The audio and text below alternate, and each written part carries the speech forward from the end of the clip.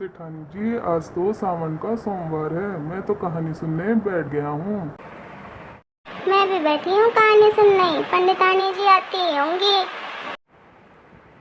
जैसा कि आप सभी जानते हैं, सावन के महीने में सोमवार का तो बहुत ही महत्व है और उसी के लिए हम सोमवार का व्रत रखते हैं, जिसके कारण हमें शिव जी का आशीर्वाद भी प्राप्त होता है। तो आज हम शिव जी के लिए सोमवार की कथा सुनेंगे।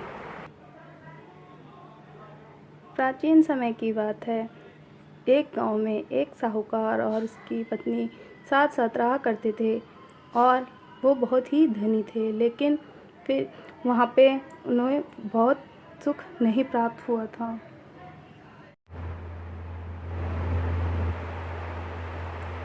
प्राचीन समय की बात है। एक गांव में एक साहूकार अपनी पत्नी के साथ रहता था, परंतु वह बहुत ही दुखी था क्योंकि उसके कोई संतान नहीं थी। परंतु फिर भी वह अपना समय शिव जी की आराधना में लगा कर रखता था।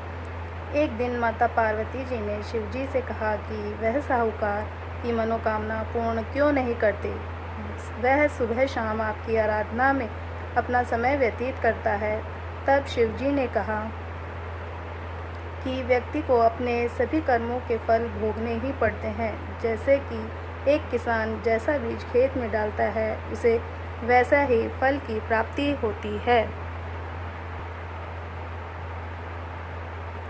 परंतु पार्वती जी ने कहा कि आप साहूकार की इच्छा पूरी करिए। पार्वती जी की बात मानकर शिव जी साहूकार को पुत्र प्राप्ति का वरदान देते हैं। रात में जब साहूकार को नींद में रहता है, तब वह शिव जी उनके सपने में आकर साहूकार को यह कहते हैं कि मैंने तुम्हें पुत्र प्राप्ति का वरदान दिया है, परंतु वह पुत्र केवल 12 वर्ष तक ही तुम्हारे साथ रह सकेगा। उसके पश्चात उसकी मृत्यु हो जाएगी। सुबह जब साहूकार उठा तो उसे उस वरदान की बात से न तो दुख हुआ और न ही खुशी, और साहूकार ने यह बात किसी से कही भी नहीं। कुछ समय पश्चात साहूकार की पत्नी गर्भवती हुई और एक सुंदर बालक को उसने जन्म दिया। बालक के जन्म पर घर में प्रसन्नता का वातावरण था, परंतु साहूकार को ज़्यादा खुशी महसूस नहीं हुई, क्योंकि वह ये जानता था कि वह बालक उसके साथ केवल 12 वर्ष तक ही रह सकेगा। फिर वह बालक धीरे धीरे बड़ा होने लगा। जब वह 11 वर्ष का हो गया, तब साहूकार की पत्नी ने कहा कि हम अपने पुत्र का विवाह कर देते हैं। तब साहूकार ने कहा कि नहीं, अभी हमें इसकी शिक्षा पूर्ण करने से काशी भेजना है, तो अभी हम इसका विवाह नहीं कर सकते। तब उन्होंने उनकी शिक्षा के लिए अब उसके मामा को अपने घर से बुलवाया और उसके साथ शिक्षा ग्रहण करवाने उसे काशी जाने के लिए कहा। तो मामा उसके तैयार हो गए और उन्हें दोनों को, मामा भांजों को, काशी भेज दिया। साहूकार ने कुछ धन भी दिया अपने पुत्र के मामा को कि, और यह कहा कि वह अपने रास्ते में जो भी ब्राह्मण उन्हें दिखे या कोई भी दुखी व्यक्ति दिखे तो उनकी मदद करे और उनको भोजन भी करवा दे। तब वह मामा भांजा काशी के लिए वहाँ से रवाना हुए और चलते चलते उनके रास्ते में एक राज्य आया, जहाँ पर वह जा रहे थे तो एक वहाँ की राजकुमारी का विवाह वहाँ के राजा एक राजकुमार से करवा रहे थे, परंतु वहाँ का जो राजकुमार था, जिससे राजकुमारी का विवाह होने वाला था, वह एक आँख से देख नहीं सकता था। तो उस राजा ने उस बालक को देखकर उससे विनती की कि तुम मेरी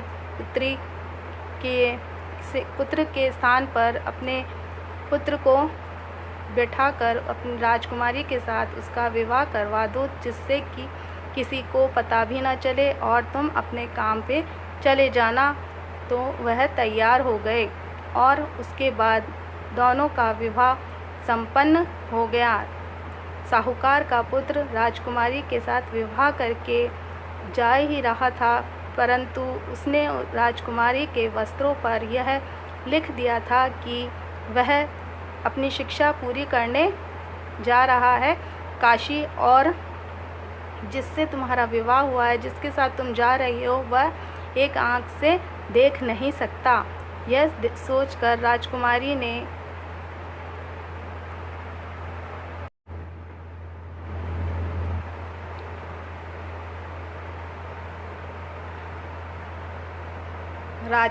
ने जब यह पढ़ा उसके वस्त्रों पर जो लिखा था, तब वह आश्चर्यचकित रह गई और उसने अपने वर के साथ जाने के लिए मना कर दिया और अपने पिता से भी कह दिया कि मैं उसके साथ नहीं जाऊंगी। और उसके बाद वह अपने पिता के घर ही रहने लगी और वह राजकुमार वापस चला गया। और जब वह साहूकार का पुत्र वहाँ काशी में शिक्षा ग्रहण कर रहा था, तब शिक्षा उसकी पूरी होने वाली थी। तब उसने वहाँ पर एक यज्ञ रखवाया, जिससे कि वह ब्राह्मणों को भोजन करवा सके और भूखों को भी भोजन करवा सके। जब वह यज्ञ चल रहा था, तब वहाँ पर साहूकार के पुत्र ने आकर अपने मामा से कहा कि मेरी तबीयत ठीक नहीं लग रही। तब मामा ने कहा कि तुम अंदर अपने कमरे में जाकर थोड़ा विश्राम कर लो, जिससे तुम्हें आराम मिल जाए। तो वह पुत्र वहाँ से चला गया और अपने कमरे में आराम करने लगा।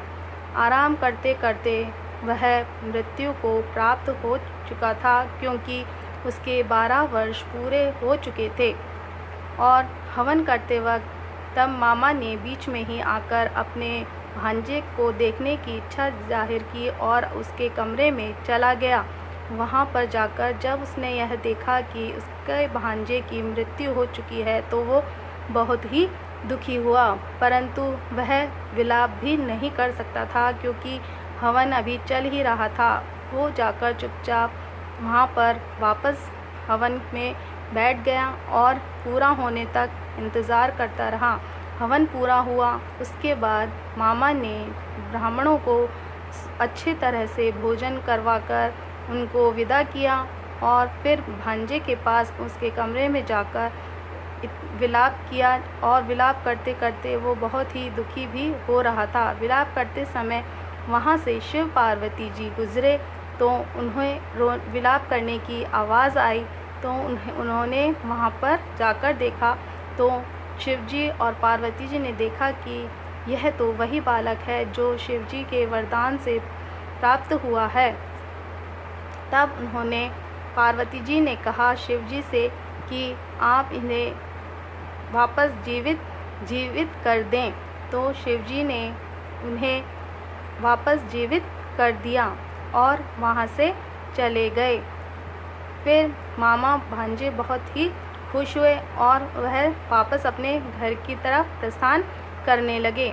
और प्रस्थान करने के बाद जब वह वापस उसी राज्य से लौट रहे थे, तब वहाँ के राजकुमारी के पिता ने उन्हें पहचान लिया और उन्हें वहाँ पर रोककर राजकुमारी को उनके साथ विदा किया। और वो दोनों ही उनको राजकुमारी को साथ लेकर अपने घर की तरफ गए।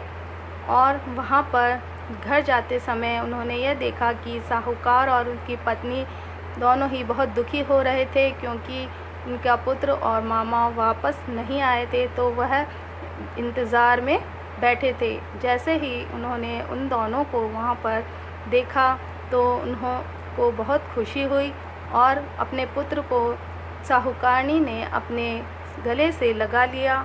और जैसे ही उन्हें ये सब सुना, तो वह बहुत ही खुश हुए। और जैसे कहानी सुनने के बाद हमें शिवजी की हे शिवजी महाराज, जिस प्रकार आपने साहूकार जी के पुत्र को वापस लौटाया, उसी प्रकार कहानी कहते सुनते उकार भरते सबको देना। इसी मनोकामना के साथ मैं अपनी कहानी को पूरा करती हूँ। नमस्कार। जय हो भोलेनाथ की, जय हो भोलेनाथ की, जय हो भोलेनाथ की। आपको मेरा ये वीडियो कैसा लगा, मेरी कहानी कैसी लगी, यह आप मुझे कमेंट बॉक्स में कमेंट करके ज़रूर बताएं, जिससे कि मैं अपने नेक्स्ट वीडियो में उसे सुधार सकूं। और आपको ये मेरा वीडियो कैसा लगा, इसे लाइक सब्सक्राइब करें और शेयर करें। धन्यवाद।